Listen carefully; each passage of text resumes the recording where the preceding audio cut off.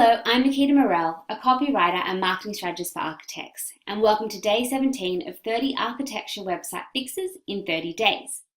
Now today we're going to be looking at architectural jargon and how it's costing you clients. But before we get started, I want to share a quote by Zizner in his book on writing well. He says, "How we write and how we talk is how we define ourselves. Never say anything in writing that you wouldn't comfortably say in person." Now I want you to keep this in mind as we explore this topic further. Yes, your beautiful designs are important, but so are your words. Okay, let's jump in. Now here's an example I want to show you. It's YH2 Architecture. This is their studio page, so their about page. As you can see, it's a short few paragraphs of text, and it says, for YH2, the architectural process is not simply about finding a functional solution to a given problem.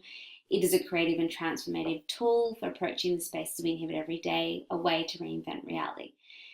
And so it goes on. The resulting designs are composed in the language of simplicity and purism. Now, I don't know about you, but reading this hurts my brain a little. This may be perfect for an academic paper, an architectural forum, or an architectural discussion panel, but not for a practice website. Why? You're probably wondering. Well, here are 3 reasons. Number 1, I suspect your ideal clients are not architects. So they'll have no clue what you're talking about. They're saying things like in the language of simplicity and purism. Mentally translating every sentence into simple, plain language is tiring and frustrating. You think, what are they actually trying to say? And look, let's be honest, your prospective client most likely does not have the time to sit and translate and uncover what you're actually really trying to say. But most likely just exit and Google your competitor. And then reason number 2, straightforward copy is easier to understand. And that's the goal, right? You want to make your website and your copy as easy for your prospective client to understand as possible.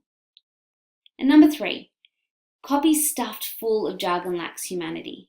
And when it lacks humanity, it means your prospective clients can't form a connection with you or your practice. They just probably zone out and see you as just another architect. I mean, when you look at YH2's architecture, the studio page, it doesn't even sound like a person I'd want to work with or a company I'd want to work with. In fact, really, it doesn't sound like a person at all. No offense, but it's true. Now, take a look at this example.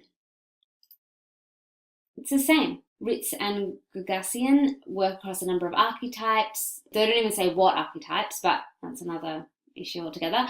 But it says we are focused on the language of architects as a means to express volume and define habitation.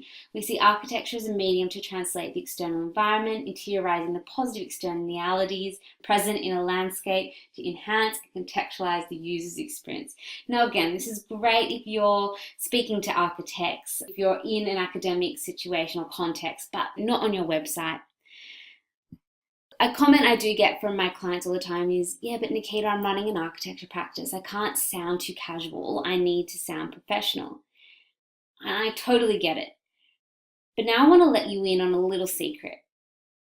You can be both professional and have a personality at the same time.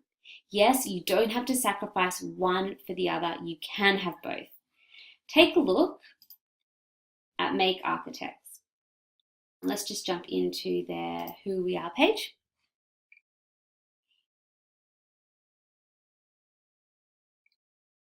I love their website, by the way. But here we go. So as you can see, they've just written in very plain, easy to understand language. Founded by Ken Shuttleworth in 2004, we're an employee-owned firm pursuing a democratic design process that values everyone's input. I get it. And then even employee ownership, they go on to say, since every maker is a partner, they're also 100% dedicated to the success of the company. And I like this one. Happy makers. Makers are fun, friendly, down to earth, a place where everyone is valued and looked after. Like, it's just written with such simple, easy to understand language.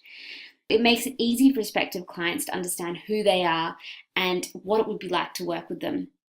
So you don't have to load your website with complex phrases and terminology to sound intelligent or like the expert. Because here's the thing, your prospective clients are hiring you, not your practice. This means they identify with the people behind the firm, not abstract terms like pastiche or anthropogenic. And yes, I have seen both of them used on a website before. To speak without Archi-Babble takes guts. You need to be vulnerable. You can't hide behind words. You need to say exactly what you mean. Stand up for what you mean.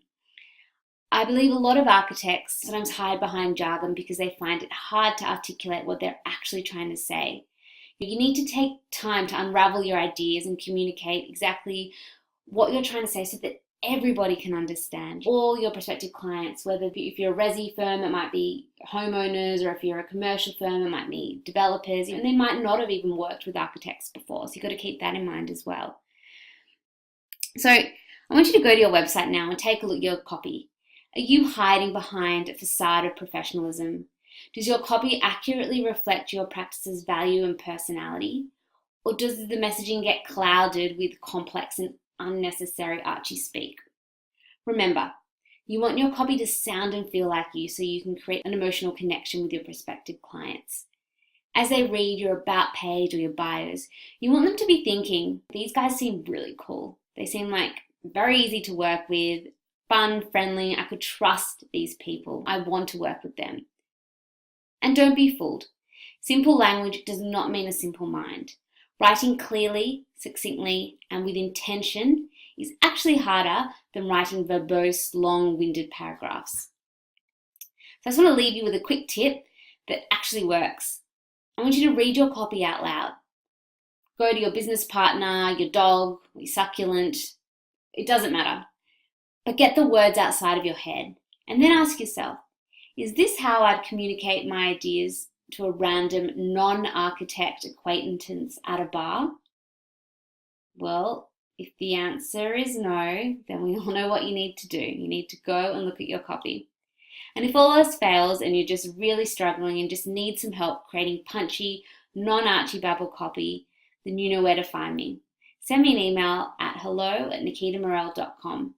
And be sure to tune in tomorrow for day 18. Have a lovely day. Bye.